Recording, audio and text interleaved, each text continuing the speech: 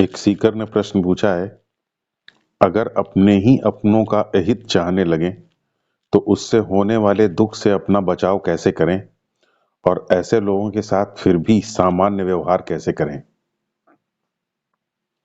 देखिए, अगर अपने ही अपने का हित चाहने लग जाएं तो फिर इस तरीके के रिलेशनशिप को सामान्य रिलेशनशिप नहीं कहा जा सकता। ऐसे रिलेशंस को विषाक्त रिलेशन या टॉक्सिक रिलेशनशिप कहा जा सकता है।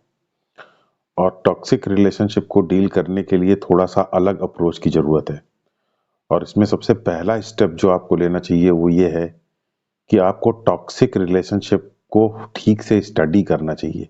उसके बारे में ज़्यादा से ज़्यादा नॉलेज को इकट्ठा करना चाहिए।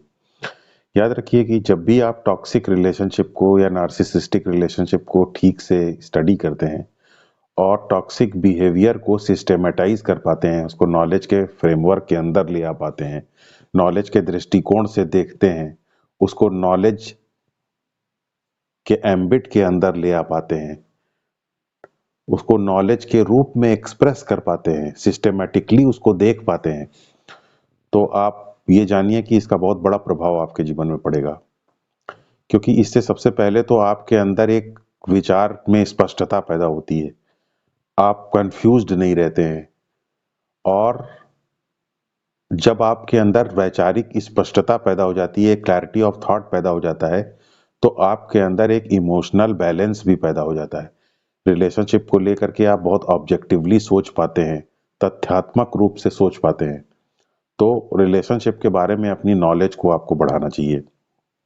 दूसरा, विषाक्त रिलेशनशिप चूंकि नॉलेज की एम्बिट में आता है, उसको सिस्टेमेटिकली स्टडी किया जा सकता है, उसे पढ़ा जा सकता है, समझा जा सकता है, जाना जा सकता है। इसलिए सबसे पहले तो आपको ये देखना चाहिए कि आप इसके अंदर का जो अब्यूज पैटर्न है, उस अब्यूज पैटर्न या अब्यूज साइकिल को जो है आप जरा देख सकें कि क्या है ये अब्यूज पैटर्न। तो इस तरीके के रिलेशनशिप में जनरली चूंकि टॉक्सिक व्यक्ति वही होता है जो बहुत ईगोइस्टिक हो, और जितना ज्यादा ईगो होगा, अब ईगो वल्नरेबल ईगो भी हो सकता है और असर्टिव ईगो भी हो सकता है। वल्नरेबल ईगो मतलब चाइल्डहुड नेग्लेक्ट की वजह से नार्सिसिज्म प्रोटेक्टिव हो गया हो, अपने आप को प्रोटेक्ट करने के लिए नार्सिसिस्टिक बिहेवियर हो गया हो, या फिर बचपन में चाइल्डहुड एक्सपीरियंस इस प्रकार का रहा हो कि बच्चा जो है वो हमेशा अपने आप को सबसे स्पेशल चाइल्ड की तरीके से ट्रीट किया जाता रहा हो, तो ऐसा बच्चा जो है वो भी नार्सिसिस्टिक बिहेवियर को एक्वायर कर सकता है। और तब वो बड़ा ग्रैंडियोस टाइप का, बड़ा वैभवपूर्ण तरीके से अपने आप को समझने लग जाता है, इमेजिन करने लग जाता है। तो फिर इस तरीके के नार्सिसिज्म को हम ग्रैंडियोस या अग्रेसिव नार्सिसिज्म कह सकते हैं। तो नार्सिसिज्म चाहे कैसा भी हो, टॉक्सिसिटी चाहे किसी भी प्रकार की हो, ईगो उसमें बहुत ही इंपॉर्टेंट रोल प्ले करता है। और ईगो जितना बड़ा होगा उतना ज्यादा ईगो थ्रेटन होगा। तो याद रखिए, अब्यूज साइकिल की सबसे पहले शुरुआत ईगो के थ्रेटन होने से होती है। ईगो को ऐसा लगता है जैसे कि उसको कोई चोट पहुंचा रहा हो। तो ईगो किन चीजों से थ्रेटन महसूस करता है? ईगो किसी भी चीज से थ्रेटन महसूस कर सकता है जब ईगो को लगे कि दूसरे लोग उसको प्रॉपर अप्रिसिएशन नहीं दे रहे हैं, दूसरे लोग उसके कंट्रोल से बाहर जा रहे हैं, दूसरे लोग उसको ज्यादा एनालाइज कर रहे हैं और उसकी विम्स एंड फैंसीज में यकीन नहीं कर रहे हैं, उसकी बात को नहीं मान रहे हैं, तो ईगो थ्रेटन हो सकता है। और जैसे ही ईगो थ्रेटन होता है तो सेकंड जो स्टेज है अब्यूज का, वो टॉर्चर का या अब्यूज का ही स्टेज है। तो सेकंड स्टेज अब्यूज का स्टेज है। तो अब्यूज किस प्रकार का होता है? इसमें विभिन्न भिन्न प्रकार की टैक्टिक्स का इस्तेमाल किया जाता है जिससे कि टारगेट को जो है अब्यूज किया जा सके। तो टारगेट को अब्यूज करने का तरीका, तो ये एक तरीका ये है, बहुत सारे तरीके हो सकते हैं जिसमें से एक तरीका वर्बल अब्यूज है। वर्बल अब्यूज करके जो है टारगेट की जो उसकी जो रेप्यूटेशन है, उस रेप्यूटेशन को नीचे गिरा दिया जाए। रेप्यूटेशन गिर जाने से वो वियर आउट हो जाएगा, डर जाएगा, घबरा जाएगा। तो अब्यूज का एक तरीका ये है। अब्यूज का दूसरा तरीका ये हो सकता है कि नार्सिसिस्ट या टॉक्सिक व्यक्ति के जो स्ट्रांग पॉइंट है उस स्ट्रांग पॉइंट से परिपेक्ष में वो दूसरे व्यक्ति को, जिसके अंदर उस तरीके के स्ट्रांग पॉइंट नहीं है या जिसमें नार्सिसिस्ट बहुत स्ट्रांग है, उसमें अगर टारगेट थोड़ा वीक है तो नार्सिसिस्ट उसकी इस वीकनेस का बड़ा मजाक उड़ाता है, उसको उस वीकनेस को लेके अलग अलग तरीके से टॉर्चर करता है। तो ये अब्यूज का दूसरा तरीका हो सकता है। तो इस प्रकार अब्यूज के बहुत सारे तरीके हो सकते हैं। तो जो सेकंड स्टेज है वो अब्यूज का स्टेज है। अब जनरली जब हम किसी को अब्यूज करते हैं तो अब्यूज को थोड़ी देर तक वो टॉलरेट करता है और उसके बाद अब्यूज के अगेंस्ट फाइट बैक करने की कोशिश करता है। जब अब्यूज के अगेंस्ट फाइट बैक करने की कोशिश करता है टारगेट, तो नार्सिसिस्ट अपने अप्रोच को बदल लेता है। नार्सिसिस्ट तुरंत विक्टिम आइडेंटिटी एज्यूम कर लेता है। वो कहता है देखो मेरा टॉर्चर हो रहा है, ये व्यक्ति मुझे टॉर्चर कर रहा है।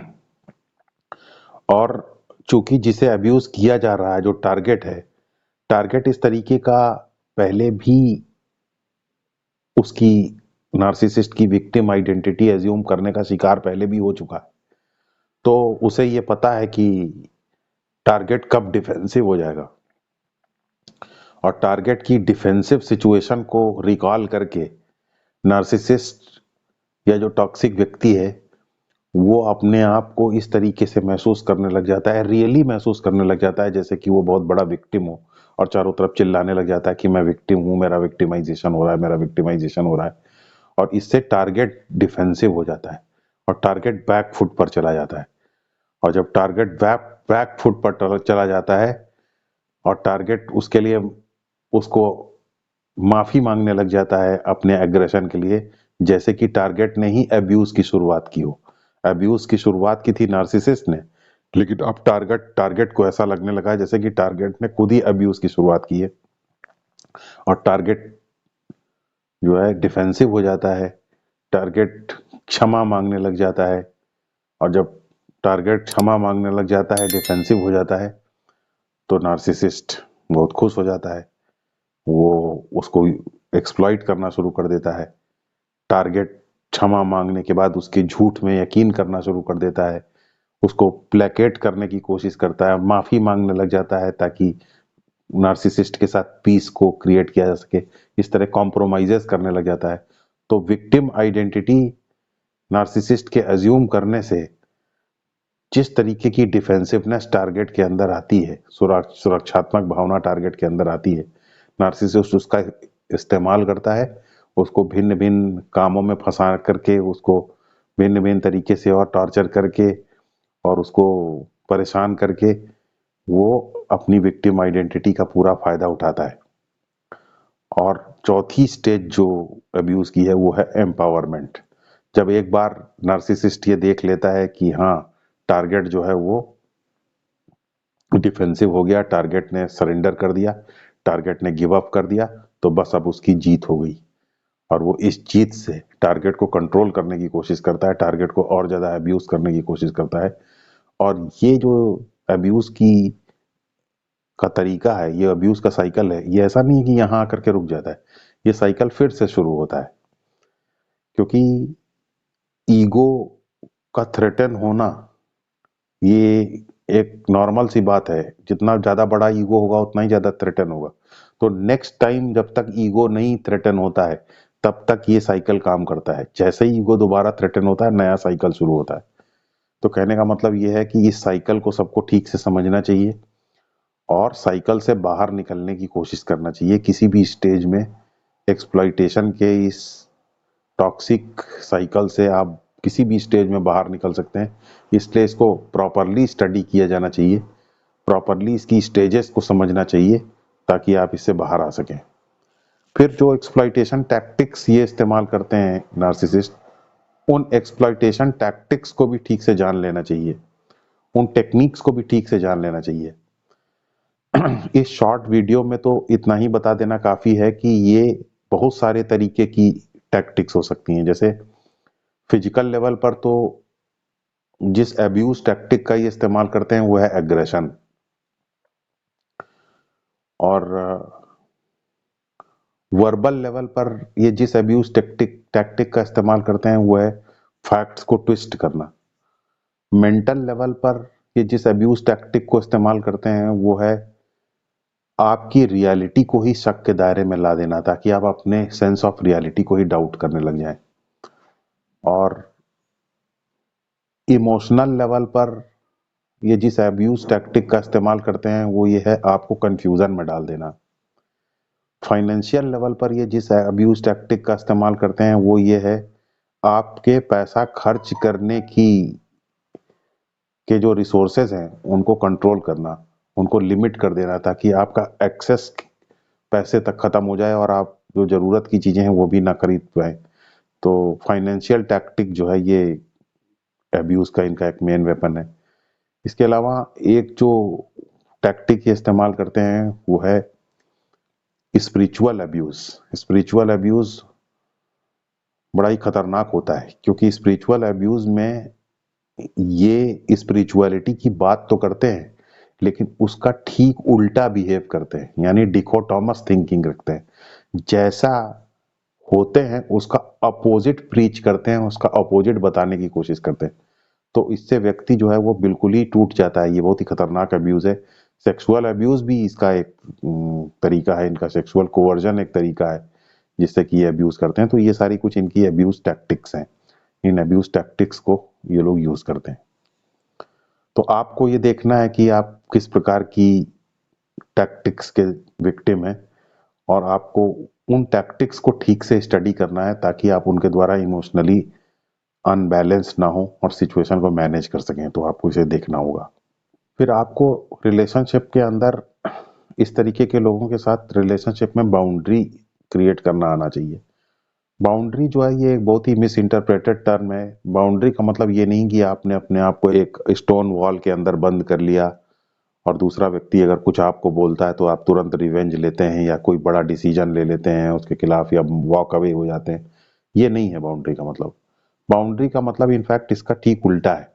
बाउंड्री का मतलब छोटे छोटे फैसले जो आप लेते हैं इस तरीके की अब्यूसिव टैक्टिक्स को डील करने में, इस प्रकार के व्यक्तियों के द्वारा चलाई गई अब्यूसिव टैक्टिक्स को डील करने में छोटे छोटे फैसले जो लेते हैं वो फैसले बहुत ही ज्यादा छोटे हो सकते हैं। जैसे मान लीजिए कि आपको किसी ने जो है बहुत ही ऊंची आवाज में आपसे बात करना, इस तरीके के टॉक्सिक व्यक्ति ने शुरू किया, तो आपने अगर उस वक्त बात का टॉपिक चेंज कर दिया तो ये बात का टॉपिक चेंज कर देना भी एक बाउंड्री है। लेकिन ये बात का टॉपिक आप तभी चेंज कर पाएंगे जब आप पहले से ही फैसला ले लें कि भाई देखो इतनी देर तक तो मैं सहूंगा, इस लाउड फ्रीक्वेंसी और इस लाउडनेस के साथ होने वाली बात को ही मैं टॉलरेट करूंगा, इसके आगे मैं टॉलरेट नहीं करूंगा। अगर इसके आगे बात होती है तो फिर मैं बात का टॉपिक चेंज कर दूंगा। तो ये फैसला पहले ही कर लेना होगा। या आप वहां से चले गए, वॉक अवे हो गए, या आपने जो है किसी कॉन्टेक्स्ट को चेंज करने की कोशिश की, ये सारी चीजें बाउंड्री मेकिंग में ही आती हैं। बाउंड्री मेकिंग का मतलब ये है कि अब्यूज की जो टेंडेंसी है या अब्यूज की जो स्ट्रेटेजी है उसको थोड़ा सा डाइवर्ट कर देना और अपने आप को प्रोटेक्ट कर लेना। तो पहले आपको ये डिसाइड करना होगा कि आपको कितना आप सह सकते हैं और कब आपको इस तरीके की बाउंड्री अप्लाई करने की जरूरत है। तो बस आप उस तुरंत उस बाउंड्री को अप्लाई करेंगे और ताकि आप अब्यूज को डाइवर्ट कर सकें और अपने आप अपना बचाव कर सकें। तो बाउंड्री मेकिंग एक बहुत ही इंपॉर्टेंट स्ट्रेटजी है इस तरीके के लोगों को डील करने में। इसको आपको अपने बचाव के लिए इस्तेमाल करना चाहिए, जैसा कि आपने अपने प्रश्न को पूछा। फिर थोड़ा आपको याद रखना चाहिए कि निगोशिएशन की बात को समझना चाहिए कि निगोशिएट करने में हम किस तरीके की लैंग्वेज का इस्तेमाल करते हैं। देखिए, इस तरीके के कभी भी प्रश्न मत उठाइए कि आपके लेट आने से मैं हर्ट फील करती हूँ या मुझे ठीक नहीं महसूस होता है, मैं विक्टिम महसूस करती हूँ। क्योंकि जब आप इस तरीके की बात करते हैं तो उसको एक टॉक्सिक व्यक्ति को एक तो ये वेपन मिल जाता है कि हाँ, इनको जब टॉर्चर करना हो तो लेट आकर के इन्हें टॉर्चर किया जा सकता है। दूसरी चीज है, उससे कोई रिजल्ट भी नहीं निकलता इस तरीके के स्टेटमेंट देने से, क्योंकि इस तरीके के व्यक्तियों के अंदर एम्पैथी नहीं होती। ये दूसरे के फ्रेम ऑफ रेफरेंस में अपने आप को डाल करके नहीं देख सकते। तो इस स्टेटमेंट को कि आपके लेट आने से मुझे दुख महसूस होता है, इसको दूसरी लैंग्वेज में हम व्यक्त कर सकते हैं, कॉज एंड इफेक्ट की लैंग्वेज में व्यक्त कर सकते हैं। जब हम इसको कॉज एंड इफेक्ट की लैंग्वेज में व्यक्त करते हैं तो ये निगोशिएशन की लैंग्वेज बन जाती है कि अगर आप रात को 8 बजे तक नहीं आए तो फिर उसके बाद मुझे ये काम करना है, और उसके बाद फिर मैं इस तरीके से एंगेज हो जाऊंगा, तो फिर मैं टाइम नहीं दे पाऊंगा क्योंकि मेरी एंगेजमेंट इस तरीके की रहेगी। उसी बात को दूसरे तरीके से आप कह रहे हैं, अब असर होगा क्योंकि दूसरे को ये लगेगा कि हाँ, अगर मैं टाइम पर नहीं पहुंचा तो दूसरा व्यक्ति मुझे समय नहीं दे पाएगा, तो वो आपको टाइम देगा। लेकिन अगर आप डायरेक्टली एक विक्टिम आइडेंटिटी अज्यूम करके इस बात को बोलते हैं तो शायद वो उसको उस तरीके से ना ले पाए। तो आपको निगोशिएशन के दृष्टिकोण से बात करना सीखना चाहिए, ना कि फर्स्ट पर्सन के टर्म्स में बात करना या विक्टिम आइडेंटिटी अज्यूम करके बात करना, क्योंकि उससे कुछ बहुत ज़्यादा रिजल्ट नहीं निकलता एम्पैथी की कमी की वजह से। फिर अपनी सेल्फ स्टीम जो है वो सबको थोड़ा सा नरिश करना चाहिए, प्रोटेक्ट करने की कोशिश करना चाहिए। आपको जो भी पसंद है आप वो काम कीजिए, आपकी जो भी हॉबीज हैं उन हॉबीज को आप पूरा करने की कोशिश कीजिए, ऐसी चीजों से जिससे कि आपका सेंस ऑफ सेल्फ थोड़ा सा मजबूत होता है, सेंस ऑफ सेल्फ थोड़ा फोर्टिफाई होता है, उन सारी एक्टिविटीज को आपको करना चाहिए। क्योंकि जितना आपका सेंस ऑफ सेल्फ और सेल्फ स्टीम स्ट्रांग होगी, उतना ही आप आसानी से बाउंड्री मेकिंग कर सकेंगे, उतना ही आसानी से आप अपने आप को प्रोटेक्ट करने के डिसीजंस ले सकेंगे। तो अपनी सेल्फ स्टीम को प्रोटेक्ट करने का काम कीजिए, जो आपको पसंद हो वो कीजिए, जो आपको खाने में पसंद हो उसे बनाइए, जो आपको पहनने में पसंद हो उसे यूज कीजिए। आप एक अपनी पसंद की जीवन जिएंगे तो आपका सेल्फ स्टीम बढ़ती है, सेल्फ स्टीम उससे अफर्म होती है। और जब आप अकेले रहना सीख जाते हैं तो अपनी कंपनी को एंजॉय करना सीख जाते हैं, तो आपको बहुत मदद मिलती है इस प्रकार के रिलेशनशिप में, क्योंकि तब आप अपनी बाउंड्रीज को बहुत अच्छे तरीके से बना पाते हैं, क्योंकि आप अकेले रहना सीख गए, आपको किसी की जरूरत नहीं है, आप किसी के ऊपर डिपेंडेंट नहीं है। तो आपकी बाउंड्रीज बहुत ही इफेक्टिव होती हैं, आपने जो रूल्स अपनी लाइफ में बनाए हैं अपने आप को प्रोटेक्ट करने के लिए वो काफी इफेक्टिव हो जाते हैं।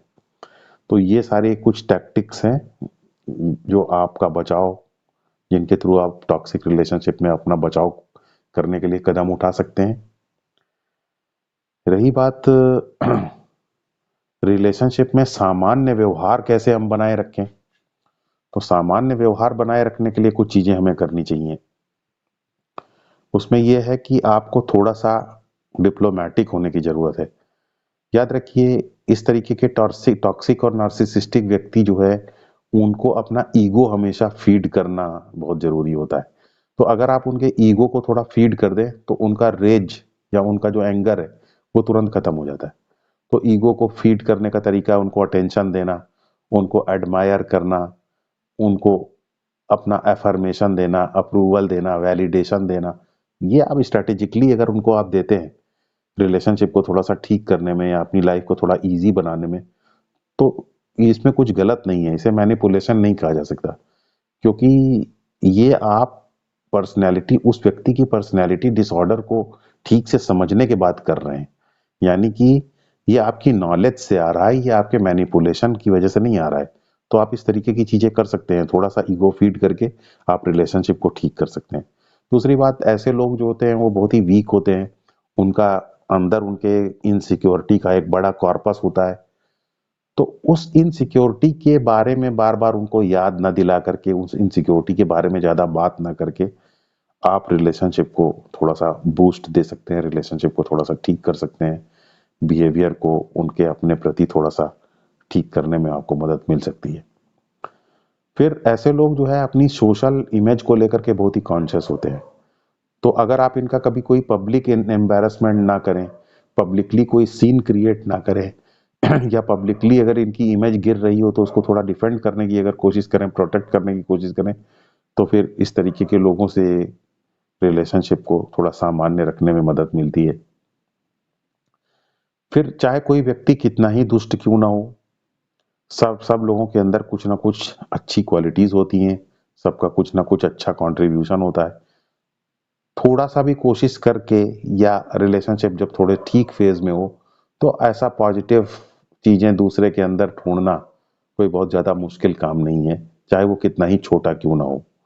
तो आप अगर ऐसी कोई पॉजिटिव चीज़ देखते हैं कि ये व्यक्ति अपना काम करता है, अच्छी स्टोरी टेलिंग कर सकता है, चीज़ों की अच्छी केयर कर पाता है, तो उसके बारे में बात करने से, थोड़ा पॉजिटिव स्टेटमेंट ऐसे व्यक्तियों के बारे में देने से रिलेशनशिप को सामान्य रखने में मदद मिलती है।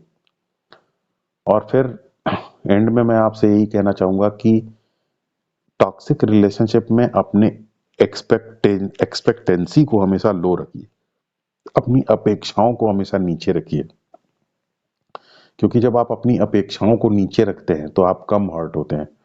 और आपकी अपेक्षाएं इस तरीके के रिलेशनशिप में पूरी हों ये जरूरी भी नहीं है, क्योंकि आपकी अपेक्षाओं के ऊपर खरा उतरने के लिए तो व्यक्ति के अंदर एम्पैथी होनी चाहिए। वो एम्पैथी व्यक्ति के अंदर है नहीं, वो दूसरे के फ्रेम ऑफ रेफरेंस में सोच नहीं सकता। तो इसलिए आपको अपनी एक्सपेक्टेंसी के लेवल को नीचे रखना चाहिए, ताकि आप की अगर कोई बात नहीं भी मानी जाती है तो भी आप सामान्य बिहेवियर रख सकें और ज़्यादा हर्ट ना हो। बहुत सारी स्पिरिचुअल टेक्निक्स हैं जो साइड बाय साइड आपको प्रैक्टिस करनी चाहिए। उन स्पिरिचुअल टेक्निक्स का लिंक मैंने डिस्क्रिप्शन बॉक्स में दे दिया है, तो उनको भी प्रैक्टिस करना चाहिए, जैसे जाप करना है और बेली ब्रीदिंग है। ये सारी टेक्निक्स के बारे में मैंने बताया है। तो इन टेक्निक्स को पैरेलल अगर आप फॉलो करेंगे तो आप काफ़ी अच्छे तरीके से रिलेशनशिप को मैनेज कर सकते हैं और अपने आप को प्रोटेक्ट भी कर सकते हैं।